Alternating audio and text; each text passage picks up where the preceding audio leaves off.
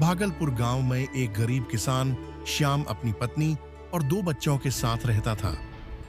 श्याम के पास जमीन तो थी, पर साधन ना के बराबर थे। इसलिए वह अपनी पत्नी गौरी से अपना बैल बेचने के लिए कहता है। श्याम के दोनों बच्चे गौरी और आनंद बहुत उदास थे।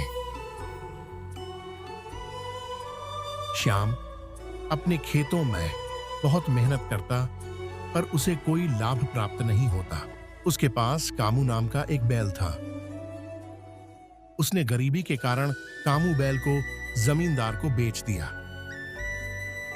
गरीबी के कारण उसके परिवार की स्थिति बहुत दयनीय थी। मेरी बात मानते क्यों नहीं हो? जमींदार के यहाँ से कितनी बार बुलावा आ चुका है। क्या फर्क पड़ जाएगा अगर मैं वहां जाकर झाड़ू पोंछा कर दूंगी? कम से कम महीने भर का राशन तो आ ही जाएगा। ऐसी बातें मत किया कर गौरी की माँ।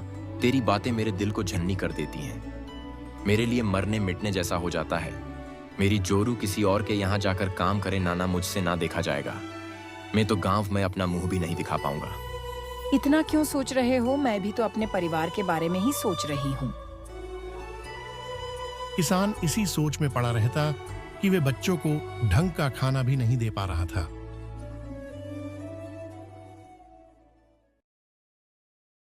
उसके बच्चों के तन पर जो कपड़े थे, उनमें ना जाने कितने पेंवद लगे हुए थे। वह जब भी लोगों से मदद मांगने जाता कि उसे हल दे दो या उसके खेत में हल चला दो, तो लोग उससे इस काम के लिए पैसे मांगते जो उसके पास नहीं थे। वह अपनी बंजर जमीन देखकर बहुत उदास होता और उसकी आंखों से आंसू बहने लगते थे। उधर जमींदार उसकी जमीन पर निगाह लगाए बैठा था कि कब वह उससे मदद मांगने आए और वह उसकी जमीन हथिया ले। यह बात रघुवीर अच्छी तरह जानता था। क्या रे रघुवीर, इधर उधर धक्के खाता रहता है। कितनी बार तुझे कहा है जमीन मुझे दे दे, अच्छे दाम दूंगा।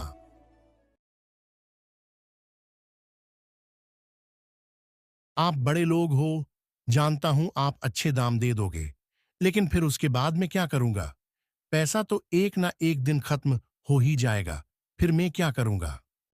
मेरी मदद करना चाहते हो तो अपनी ट्यूबवेल का पानी दे दो। पानी फोकट में नहीं मिलता। पानी चाहिए तो 1000 रुपए दे दे, मैं 2 दिन पानी चला दूंगा। जाओ जमींदार साहब जाओ। मैं इतना अमीर होता तो अपनी ट्यूबवेल ना लगवा लेता। 1000 रुपए में बस 2 दिन पानी। फिर जमींदार और रघुवीर अपने अपने रास्ते चले जाते हैं। बस आज ही का आटा बचा है। मुझे समझ नहीं आ रहा कि मैं बच्चों को क्या खिलाऊंगी।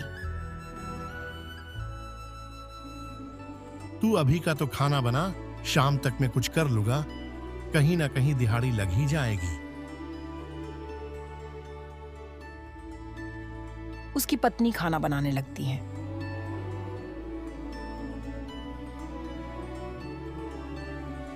और दोनों बच्चे अपने स्कूल जाने की तैयारी करने लगते हैं। वो तो सुकर था, गांव में सरकारी स्कूल था जहां बच्चों को एक टाइम का खाना भी दिया जाता था। रघुवीर जैसे ही बाहर जाता है तो देखता है कि सुट-बुट में एक आदमी उसके घर के बाहर खड़ा है। वह उसे पहचानने की कोशिश करता है, पर पहचान नहीं पाता। जी भाई साहब, आपको किससे मिलना है? यह कहकर तो तुमने मेरा दिल तोड़ दिया। रघुवीर, मुझे लगा था कि तू मुझे जरूर पहचान लेगा। बस यही थी तेरी यारी दोस्ती। रघुवीर फिर उसे ध्यान से देखता है और उसके गले लग जाता है और रोने लगता है। तुम इकबाल हो ना हो मेरे दोस्त। अरे ओ गोरी की माँ। कौन है ये? मैंने तो इन्हें पहले कभी नहीं देखा। भाभी जी नमस्ते। ये तो बावरा हो गया है, पहेलियां ही बुझाता रहेगा। मैं बता देता हूँ, मेरा नाम इकबाल है और हम दोनों बचपन के पक्के दोस्त हैं। अच्छा अच्छा, आप ही इकबाल भाई हैं। बहुत तारीफ सुनी है मैंने आपकी इनके मुंह से। आइए अंदर आइए। इकबाल जब घर के अंदर आता है तो घर की हालात देखकर बड़ा सदमा सा लगता है। 2 टूटी फूटी चारपाई, ऊपर रस्सी पर कुछ कपड़े, और नीचे दरी बिछी हुई थी। यह सब क्या है रघुवीर? तुमने अपनी और घर की क्या हालत बना रखी है? कुछ मत पूछ दोस्त, पता ही नहीं चला। धीरे धीरे सब कुछ खत्म होता चला गया। खेत में पैदावार नहीं होती, मेरे पास तो ट्यूबवेल भी नहीं है। लोगों से पानी मांगता हूं तो वो पैसे मांगते हैं। तूने मुझे बताया क्यों नहीं? ओह, तेरे पास तो मेरा एड्रेस नहीं था, और इस बीच में कभी गांव भी तो नहीं आया।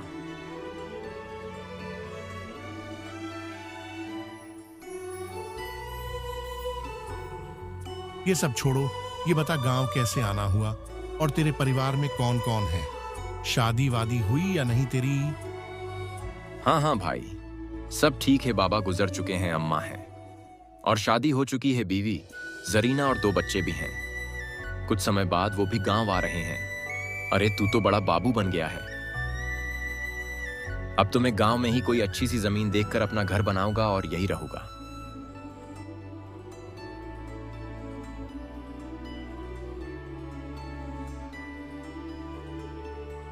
अरे गांव क्यों आना? अरे अपनी मिट्टी की बात ही कुछ और होती है। वो तो बाबा की सरकारी नौकरी थी, जिसलिए हमें यहां से जाना पड़ा। दिल तो मेरा गांव में ही रह गया था।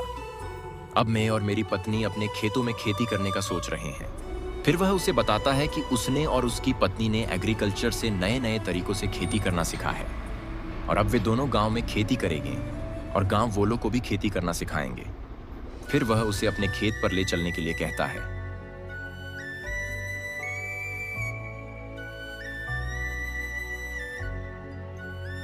अगले दिन ही इकबाल उसके खेतों पर जाता है और उसके खेत पर ट्यूबवेल लगवाता है। फिर वह दोनों बाजार से अलग अलग तरह के बीज लेकर आते हैं। वह उसे बताता है कि एक ही खेती के पीछे नहीं रहना है। अब हर मौसम के हिसाब से खेती की जा सकती है।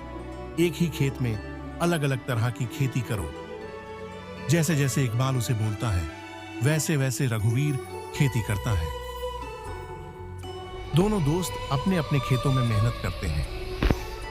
इकबाल का घर बहुत पुराना हो गया था, इसलिए वह उसे मरम्मत के लिए दे देता है, जो कि अब लगभग पूरा हो चुका था।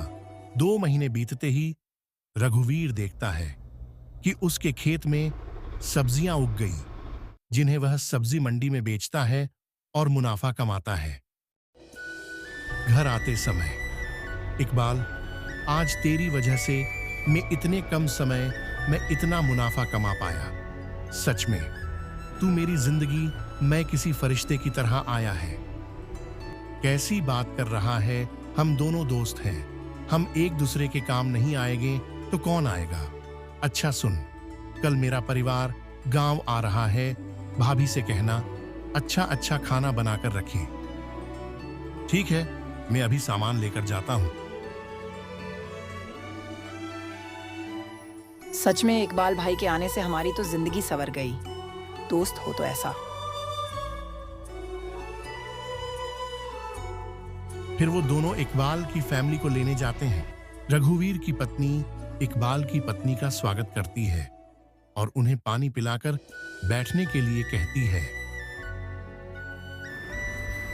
फिर वे सब खाना खाने लगते हैं। क्या बताऊं माँ जी, अगर इकबाल आकर स्थिति को न संभालता तो न जाने मैं क्या करता।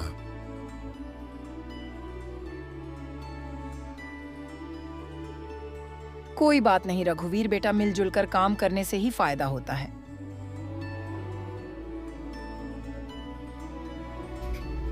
गांव में इकबाल और रघुवीर की दोस्ती की ही बात होती रहती है। रघुवीर के घर अब सब कुछ सामान्य हो गया। बच्चे भी अच्छे कपड़े पहन पा रहे थे और उसकी पत्नी की रसोई में भी काफी सामान था।